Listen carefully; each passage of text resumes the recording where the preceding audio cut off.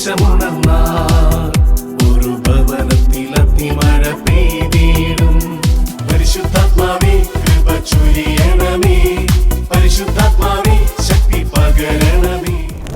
ദൈവത്തിന്റെ ശക്തി, പരിശുദ്ധാത്മ ശക്തി അഗ്നിനാവുകളായി പടരുന്നു. ദൈവത്തിന്റെ ശക്തി, പരിശുദ്ധാത്മ ശക്തി അഗ്നിനാവുകളായി പടരുന്നു. പാപത്തിന്റെ കെട്ടുകൾ പൊട്ടിത്തകരുന്നു, ശാപത്തിന്റെ ബന്ധനങ്ങൾ അഴിഞ്ഞു വീഴുന്നു. പാപത്തിന്റെ കെട്ടുകൾ പൊട്ടിത്തകരുന്നു, ശാപത്തിന്റെ ബന്ധനങ്ങൾ അഴിഞ്ഞു വീഴുന്നു.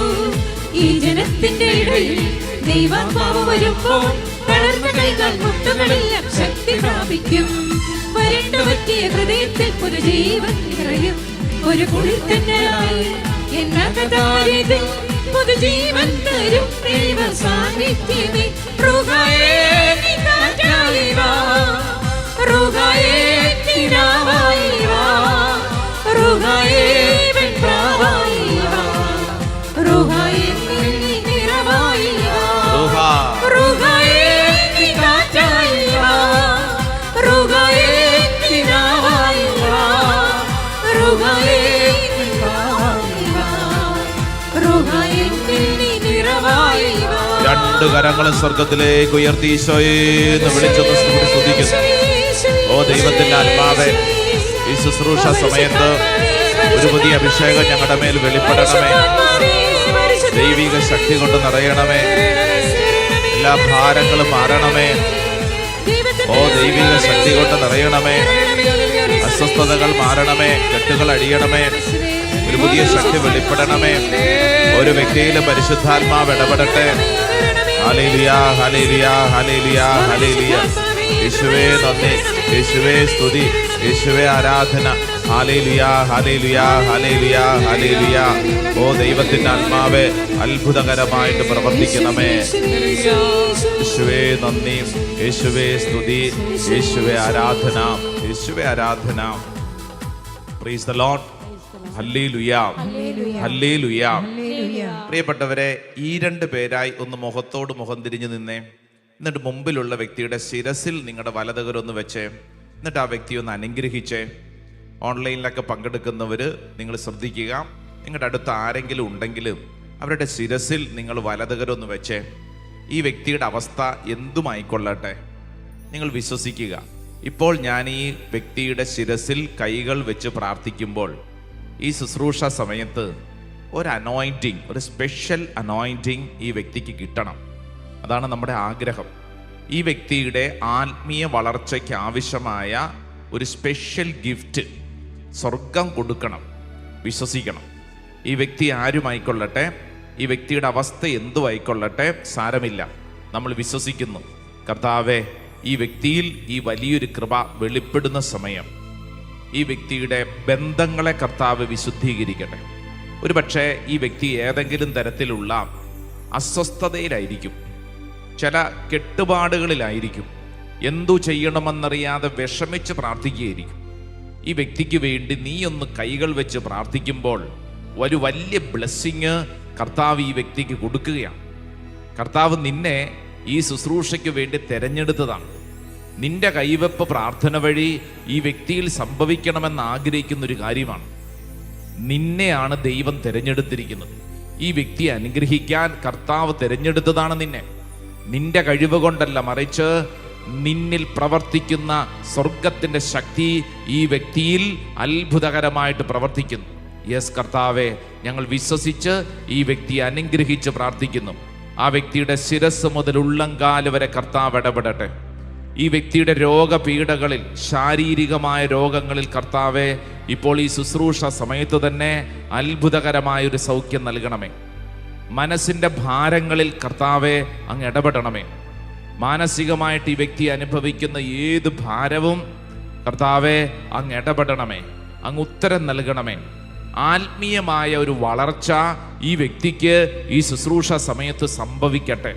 വിശ്വസിക്കണം, പ്രാർത്ഥിക്കണം. പരിശുദ്ധ അമ്മയ്ക്ക് ഈ വ്യക്തിയെ നമുക്ക് ചേർത്ത് വെച്ച് കൊടുക്കാം, ഒരുമിച്ച് പ്രാർത്ഥിക്കാം. നന്മ നിറഞ്ഞ മറിയമേ സ്വസ്തി, കർത്താവ് അങ്ങയോട് കൂടെ സ്ത്രീകളിൽ അങ്ങ് അനുഗ്രഹിക്കപ്പെട്ടവളാവുന്നു. അങ്ങയുടെ ഉദരത്തിൻ ഫലമായി ഈശോ അനുഗ്രഹിക്കപ്പെട്ടവനാവുന്നു.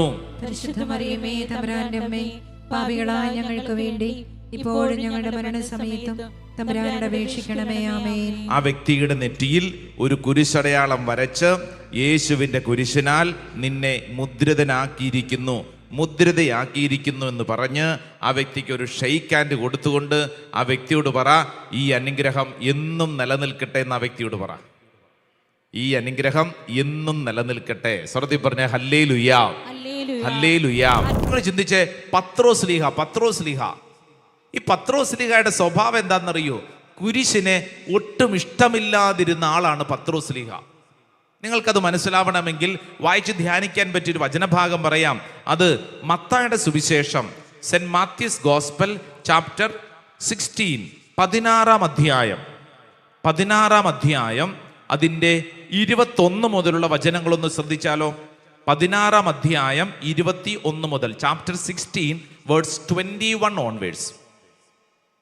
അപ്പോൾ മുതൽ യേശു തനിക്ക് ജെറുസലേമിലേക്ക് പോകേണ്ടിയിരിക്കുന്നുവെന്നും ശ്രേഷ്ഠന്മാരിൽ നിന്നും പ്രധാന പുരോഹിതന്മാരിൽ നിന്നും നിയമജ്ഞരിൽ നിന്നും വളരെയേറെ സഹിക്കേണ്ടി വരുമെന്നും താൻ വധിക്കപ്പെടുമെന്നും എന്നാൽ 3-ാം ദിവസം ഉയർപ്പിക്കപ്പെടുമെന്നും ശിഷ്യന്മാരെ അറിയിച്ചു തുടങ്ങി. ഹല്ലേലൂയാ. ശ്രദ്ധിച്ചേ, ഈശോ ശിഷ്യന്മാരെ ഒരു കാര്യം അറിയിക്കുകയാണ്. എന്തിനെ കുറിച്ച് അറിയിക്കുന്നത്? നമ്മളൊരു പാർട്ടിക്ക് പോകാൻ പോവാണ്, നമ്മൾ ലൈഫ് സെലിബ്രേറ്റ് ചെയ്യാൻ പോവാണ്, നമ്മളൊരു മാരേജ് ഫംഗ്ഷന് പോകാൻ പോവാണ്, നമ്മൾ പിക്നിക്കിന് പോകാൻ പോവാണ്. ആണോ? എന്ത് കാര്യമാണ് ഈശോ പറഞ്ഞത്? ഈശോ ശിഷ്യന്മാരോട് പറഞ്ഞത് ഇങ്ങനെയുള്ള സെലിബ്രേഷനെ കുറിച്ചല്ല, മറിച്ച് വേറെ ഒരു പെയിൻഫുള്ളായ ആഘോഷത്തെക്കുറിച്ച് ഈശോ ശിഷ്യന്മാരെ ഓർമ്മപ്പെടുത്തുകയാണ്. ശ്രദ്ധിച്ചു നോക്കിയേ. അപ്പോൾ മുതൽ യേശു തനിക്ക് ജെറുസലേമിലേക്ക് പോകേണ്ടിയിരിക്കുന്നുവെന്നും ശ്രേഷ്ഠന്മാരിൽ നിന്നും പ്രധാന പുരോഹിതന്മാരിൽ നിന്നും നിയമജ്ഞരിൽ നിന്നും വളരെയേറെ സഹിക്കേണ്ടി വരുമെന്നും താൻ വധിക്കപ്പെടുമെന്നും എന്നാൽ 3-ാം ദിവസം ഉയർപ്പിക്കപ്പെടുമെന്നും ശിഷ്യന്മാരെ അറിയിച്ചു തുടങ്ങി. ഉടനെ നമ്മുടെ പത്രോസ് ഏട്ടൻ എന്ത് ചെയ്തു എന്ന് 22-ാം വചനം എഴുതിയിട്ടുണ്ട്. വായിച്ചേ. പത്രോസ് അവനെ മാറ്റി നിർത്തി തടസ്സം പറയാൻ തുടങ്ങി. പത്രോസ് ഉടനെ തന്നെ അങ്ങോട്ട് ചെന്നിട്ട് ഈശോട് പറഞ്ഞതേ, ഇങ്ങോട്ട് വന്നേ, ഒരു കാര്യം പറയാനുണ്ട്. അല്ല, എല്ലാവരും കേൾക്കണ്ട, ഇങ്ങോട്ട് വന്നേ, ഒരു കാര്യം പറയാനുണ്ടെന്നും പറഞ്ഞ് പത്രോസ് ഈശോനെ വിളിച്ച് മാറ്റി നിർത്തിയിട്ട് ഈശോയോട് തടസ്സം പറയാൻ തുടങ്ങി. ശ്രദ്ധിച്ചു നോക്കിക്കേ. ദൈവം കനിയട്ടെ, കർത്താവേ, ഇതൊരിക്കലും നിനക്ക് സംഭവിക്കാതിരിക്കട്ടെ എന്ന് പറഞ്ഞാൽ, ഇതിനെക്കുറിച്ച് പറഞ്ഞുകൊണ്ടിരിക്കുമ്പോൾ ഈ പത്രോസിന്റെ ഉള്ളിൽ വന്ന ചിത്രങ്ങൾ മുഴുവൻ ഇതിന് വിരുദ്ധം. ഇതൊന്നും സംഭവിക്കാതിരിക്കട്ടെ. ഉടനെ തന്നെ ഈശോ എങ്ങനെയാണ് ഈ പത്രോസിനെ ഹാൻഡിൽ ചെയ്തതെന്ന് ശ്രദ്ധിച്ചു നോക്കിക്കേ. തൊട്ടടുത്ത വചനം ശ്രദ്ധിച്ചേ, 23-ാം തിരുവചനം. യേശു തിരിഞ്ഞ് പത്രോസിനോട് പറഞ്ഞു, സാത്താനെ എന്റെ മുമ്പിൽ നിന്ന് പോകൂ, നീ എനിക്ക് പ്രതിബന്ധമാണ്. നിന്റെ ചിന്ത ദൈവികമല്ല, മാനുഷികമാണ്. ഹല്ലേലൂയ. ഈശോ പത്രോസിനെ എന്താണ് ഓമന പേരിട്ട് വിളിച്ചത്? സാത്താൻ എന്നാ വിളിച്ചത്. എടാ പിശാചേ എന്നാണ് വിളിച്ചത്. അങ്ങനെ പത്രോസിനെ വിളിക്കാനുള്ള കാരണം പത്രോസ് എന്ത് തെറ്റ് ചെയ്തിട്ടാണ്? പത്രോസ് എന്ത് പ്രവൃത്തി ചെയ്തിട്ടാണ് ഈശോ പത്രോസിനെ സാത്താനെ എന്ന് വിളിച്ചത്? ഒറ്റ കാര്യമേ ഉള്ളൂ. പത്രോസ് സഹനത്തിനെതിര് നിന്നു, കുരിശിനെതിര് നിന്നു. എൻ്റെ പ്രിയപ്പെട്ട സഹോദരങ്ങളെ, സഹനങ്ങൾക്കെതിര് നിൽക്കുമ്പോൾ വിശുദ്ധ ഗ്രന്ഥം അവരെ വിളിക്കുന്നൊരു പേരാണ് ഏത്? സാത്താനെ എന്ന്. Hallelujah, hallelujah. അതുകൊണ്ടാണ് പൗലോസ്ലീഹ രഹസ്യം നമ്മളോട് പറഞ്ഞത്. ഇതായത് രക്ഷയിലൂടെ ചരിക്കുന്നവർക്ക് മാത്രമേ ഇത് മനസ്സിലാക്കാൻ പറ്റൂ. എല്ലാവർക്കും മനസ്സിലാക്കാൻ പറ്റത്തില്ല. Hallelujah, hallelujah. നാശത്തിലൂടെ ചരിക്കുന്നവർക്ക് ഇത് വെറും ഭോഷത്വം. അതുകൊണ്ടാണ് പത്രോസ്ലീഹ ഇത് പറഞ്ഞത്. കാരണം അവനെ സംബന്ധിച്ചിടത്തോളം അവന്റെ മുമ്പിൽ ഇതൊന്നുമില്ല. ഈശോയെ കുറിച്ച് പത്രോസ്ലീഹ ചിന്തിച്ചു വെച്ചിരിക്കുന്ന ഏതാ?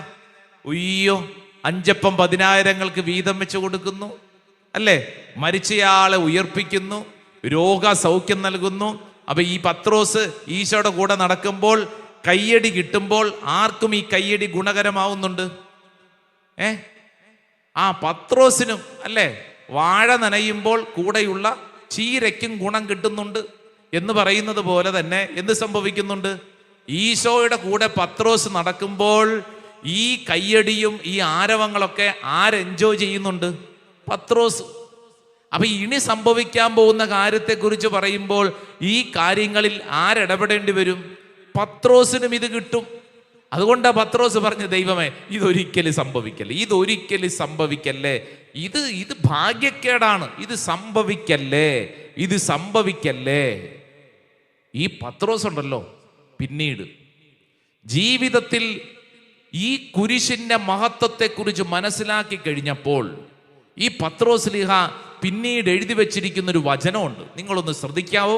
പത്രോസ് ലീഹ തൻ്റെ 1-ാം ലേഖനം അതിൻ്റെ 4-ാം അധ്യായം, 1 Peter chapter 4 4-ാം അധ്യായം 12-13 തിരുവചനം ഒന്ന് വായിച്ചാലോ?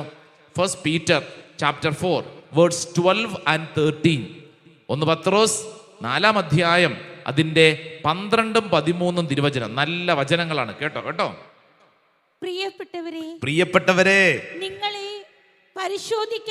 നിങ്ങളെ പരിശോധിക്കാനായി അഗ്നി പരീക്ഷകൾ ഉണ്ടാകുമ്പോൾ അപ്രതീക്ഷിതമായതെന്തോ സംഭവിച്ചാൽ എന്ന പോലെ പരിഭ്രമിക്കരുത്. ക്രിസ്തുവിന്റെ പീഡകളിൽ നിങ്ങൾ പങ്കുകാരാകുന്നതിൽ ആഹ്ലാദിക്കുവിൻ. ആരാ പറയണേ? പത്രോസ്. ഈ പത്രോസ് തന്നെയാണ് നേരത്തെ പറഞ്ഞ, ദൈവമേ ഇതൊരിക്കലും സംഭവിക്കല്ലേ. എന്നാൽ ഈ കുരിശിന്റെ മഹത്വം മനസ്സിലാക്കി കഴിഞ്ഞപ്പോൾ പത്രോസ് ലീഹായുടെ ചിന്താഗതികൾ മുഴുവൻ മാറി. അതുകൊണ്ടാണ് ഞാനിത് ആവർത്തിച്ച് പറഞ്ഞുകൊണ്ടിരിക്കുന്നത്. ഈ ഭൂമിയിൽ നമ്മൾ സഹിക്കുന്ന ഏതൊരു സഹനത്തെയും വേറിട്ട ഒരു കാഴ്ചപ്പാടിലൂടെ മനസ്സിലാക്കാൻ ഈ കുരിശ് നമ്മളെ സഹായിക്കും. Hallelujah, hallelujah. നമ്മൾ കടന്നു പോകുന്ന ഏതൊരു സഹനത്തെയും കുറിച്ച് ചിന്തിച്ചോളൂ. ഇത് ഞാൻ പറയുമ്പോഴത്തേക്ക് അൾത്താരയിൽ തൂങ്ങപ്പെട്ട കുരിശ് മാത്രമല്ല, നിന്റെ വീട്ടിൽ നീ ഇന്ന് അനുഭവിക്കുന്ന യാഥാർത്ഥ്യത്തിന്റെ വേറെ ചില കുരിശുകളുണ്ടല്ലോ. ഭാര്യയെ കുരിശായി കണക്കാക്കുന്ന ഭർത്താവ് ഉണ്ടാകാം, ഭർത്താവിനെ കുരിശായി കണക്കാക്കുന്ന ഭാര്യമാരുണ്ടാവും, മക്കളെ കുരിശായിട്ട് കണക്കാക്കുന്ന മാതാപിതാക്കൾ ഉണ്ടാകും. അനേക മാതാപിതാക്കളുടെ ഭാഷയിലൊക്കെ അങ്ങനെ വരാറുണ്ട്. ഈ കുരിശ് ഇതിനെ എന്നാ ചെയ്യാനാണ് അല്ലേ, പരീക്ഷാ സമയമാണ്, ഒന്നും പഠിക്കുകയല്ല. ഈ കുരിശ് എന്ന് പറഞ്ഞാൽ മക്കളെ കുരിശായിട്ട് കണക്കാക്കുന്നുണ്ടാവും, ചില ബന്ധങ്ങളെ നിങ്ങൾ കുരിശായി കണക്കാക്കുന്നുണ്ടാവും, ജോലി സ്ഥലത്തുള്ളവരെ ചിലപ്പോൾ കുരിശായി കണക്കാക്കും. നമ്മുടെ ജീവിതത്തിൽ നമ്മൾ കുരിശെന്ന് കരുതി കണക്കാക്കുന്ന ഏതൊരു ബന്ധത്തെയും ഇന്ന് പത്രോസ് ലീഹ പറയുക, ഇത് ദ മൊമെന്റ് ഓഫ് ഗ്ലോറി, ആഹ്ലാദിക്കാനുള്ള ഒരു സമയമാണെന്ന്. കാരണം ക്രിസ്തുവിന്റെ പീഡകളിലാണ് നീ പങ്കുപറ്റുന്നത്. ഹല്ലേലൂയ.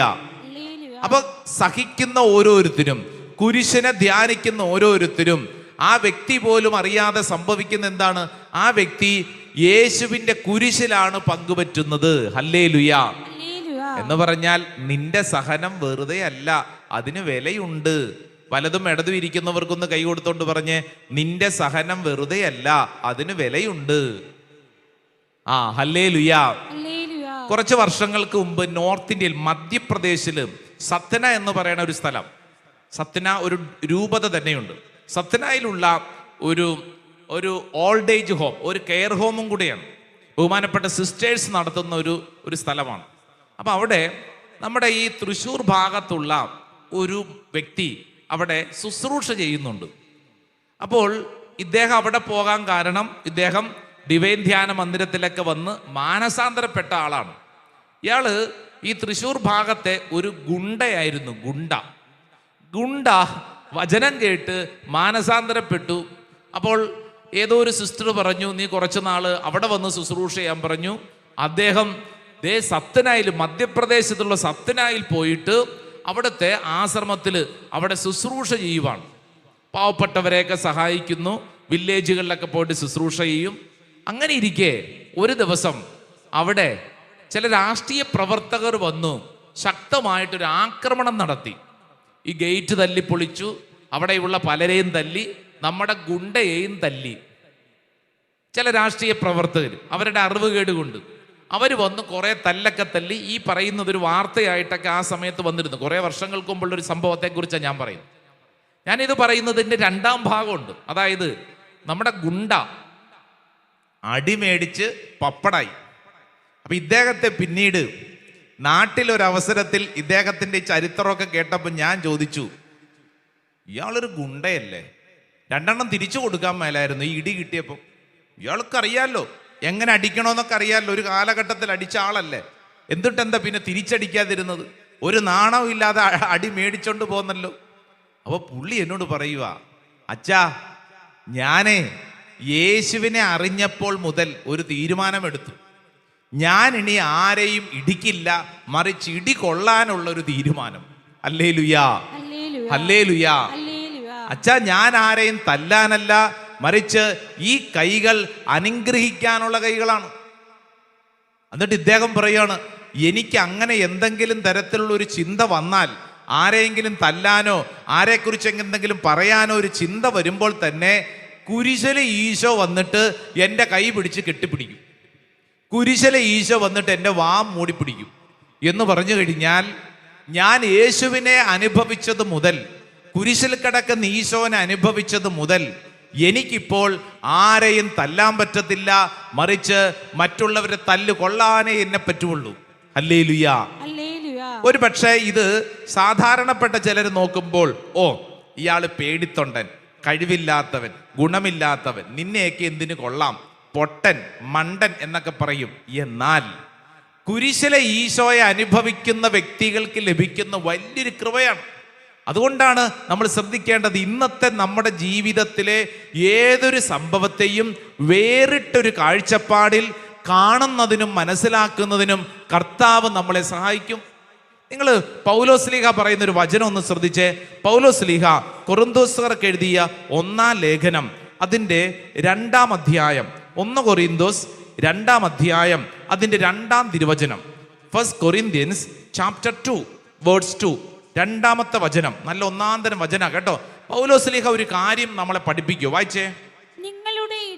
നിങ്ങളുടെ ഇടയിലായിരുന്നപ്പോൾ യേശുക്രിസ്തുവിനെ കുറിച്ചല്ലാതെ, അതും ക്രൂശിതനായവനെ